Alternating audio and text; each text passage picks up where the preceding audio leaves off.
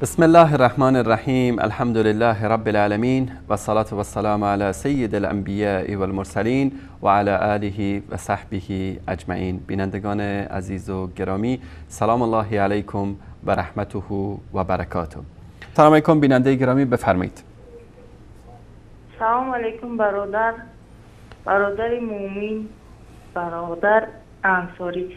علیکم السلام. اون چیزایی که امروز شما با ما نمایش دادید با وقت سخن گفتم بعد او بسیار سنگین و برای ما جانرس است و اگر یکان سخن ناجای باشد از طرف شما عذر میپرسیم و با برادران تاجیکی مسلمان خود یک کلمه یک جمله گفتن میخواهم.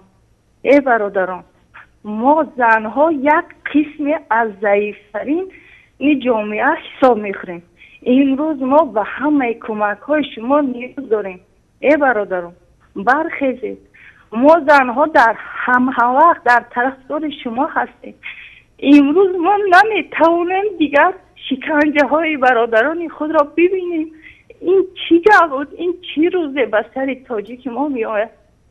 برادران، برخیزید، بیدار شوید. ما هم در طرف شما هم، ما هم با شما هم. خداوند همه شما را نگهبان باشد. خداوند همه مسلمان های تاجیک را در پناه پاک خود نگاه بدارد. آمین.